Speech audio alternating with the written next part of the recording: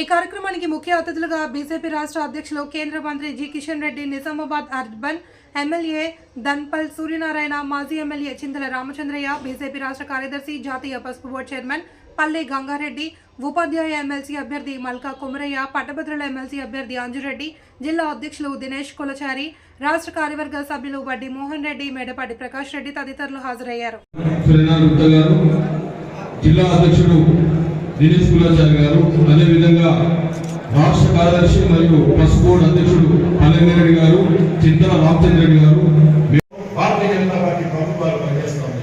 కానీ తెలంగాణలో ఎక్కడ వేసుకున్న తెలంగాణ ఏర్పడినప్పుడు మిగులు బడ్జెట్ లో ఉన్నటువంటి రాష్ట్రం, ధనిక రాష్ట్రంగా పేర్కొన్నటువంటి తెలంగాణ ఈరోజు అప్పుల రాష్ట్రంగా మారి, దివాలా రాష్ట్రంగా మారి, ఈరోజు రాష్ట్ర ఆర్థిక వ్యవస్థ టీఆర్ఎస్ పార్టీ, కాంగ్రెస్ పార్టీ కలిసి దివాలా ఇచ్చినటువంటి పరిస్థితి.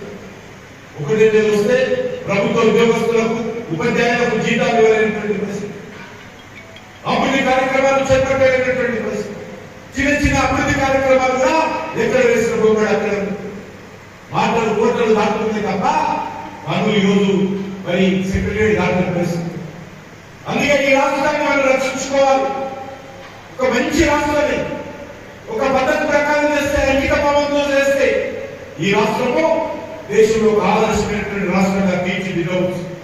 కానీ నాయకులకు కేసీఆర్ 10 సంవత్సరాలు తన కుటుంబం గురించి ఆలోచన చేశారు. బంగారు తెలంగాణ తెస్తానన్నటువంటి కేసీఆర్ మరి బంగారు తెలంగాణ దేవుడు ఆయన బంగారు కుటుంబం చేస్తుంది. మరి ఈరోజు రేవంత్ రెడ్డి వచ్చిన తర్వాత కూడా అదే పరిస్థితి.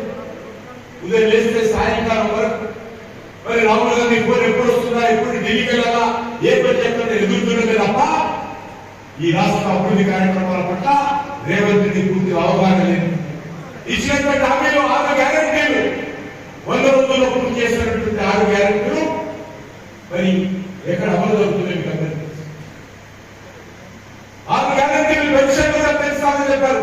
2000 రూపాయల పెన్షన్ 4000 చేస్తామని, దిగంలో 3000 పెన్షన్ 4000 చేస్తామని చెప్పారు. అది ఉద్యోగ పెన్షన్ కానీ, వితంతువుల పెన్షన్ కానీ, ఏ పెన్షన్ కూడా పెంచదు.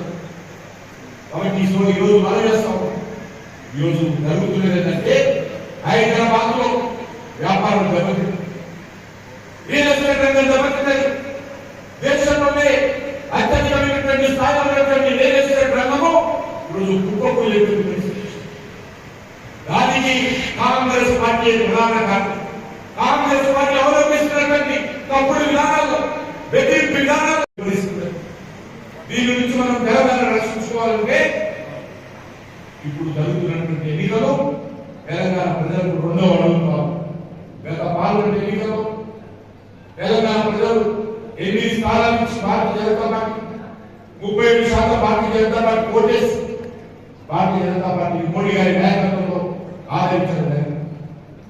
మళ్ళీ ఈ యొక్క శాసనమండలి ఎన్నికల్లో కూడా బీజేపీని గెలిపించి ఉపాధ్యాయులు కానీ, విద్యావంతులు కానీ, మేధావులు కానీ, పట్టభద్రులు కానీ, ఉద్యోగస్తులు కానీ, డాక్టర్లు కానీ, అడ్వకేట్స్ కానీ అందరూ కూడా ముందుకు వచ్చి నరేంద్ర మోడీ గారి నాయకత్వంలో భారతీయ జనతా పార్టీ ఈ ఎమ్మెల్సీ ఎన్నికల్లో గెలిపించాల్సిందిగా కోరుతారు.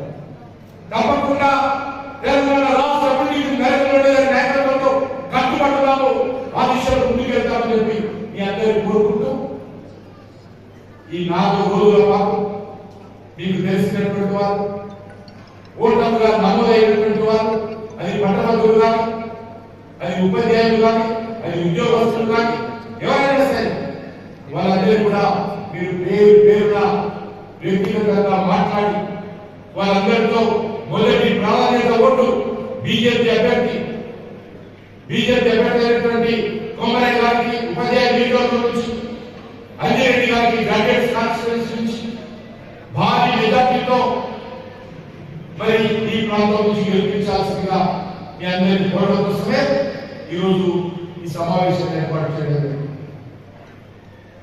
నాకు పూర్తి విశ్వాసం ఉంది, జరుగుతున్నటువంటి 3 సీట్లు కూడా నేను స్వయంగా అన్ని ప్రాంతాలకు వెళ్ళాను. ఓట్ల గెలుస్తున్నటువంటి ఏకైక పార్టీ భారతీయ జనతా పార్టీ మాత్రమే. ఓట్ల దగ్గరికి వెళ్ళి మాట్లాడుతున్నటువంటి పార్టీ ఏకైక party Congress party. BRS party టీచర్ల కాన్స్టిట్యూన్సీలో పోటీ చేయడం, టీచర్ల సమస్య మీద వాళ్ళకు పట్టింపు లేదు, టీచర్ల సమస్యల పరిష్కారం చేయాలని చిత్తశుద్ధి లేదు కాబట్టి వాళ్ళు ఈరోజు పోటీ చేయడం లేదు. అందుకే భారతీయ జనతా పార్టీ టీచర్లన్నా, గ్రాడ్యుయేట్స్ అన్నా, ఉద్యోగస్తులన్నా గౌరవం ఉంది, వాళ్ళ సమస్యలు పరిష్కారం కావాలనేటువంటి తెలంగాణ రాష్ట్రంలో ఉన్నటువంటి 3 శాసన మండలికి సంబంధించినటువంటి ఎన్నికలు జరుగుతూ ఉన్నాయి. తెలంగాణలో సుమారు 500 మండలాలలో ఎన్నికలు జరుగుతూ ఉన్నాయి. మహబూబ్నగర్, హైదరాబాద్ తప్ప రాష్ట్రంలోని అన్ని ప్రాంతాలలో కూడా ఈ యొక్క శాసన మండలి ఎన్నికలు జరుగుతూ ఉన్నాయి. ముందుగా ఉపాధ్యాయ నియోజకవర్గం, అదేవిధంగా గ్రాడ్యుయేట్స్ నియోజకవర్గం, ఈ 2 సెక్టార్ల నుంచి కూడా 3 శాసన మండలి స్థానాలకు ఎన్నికలు జరగనున్నాయి. ఈ ఎన్నికల్లో ఉద్యోగస్తులు, పట్టభద్రులు, టీచర్లు ప్రధానంగా వీళ్ళు కీలక పాత్ర పోషించనున్నారు.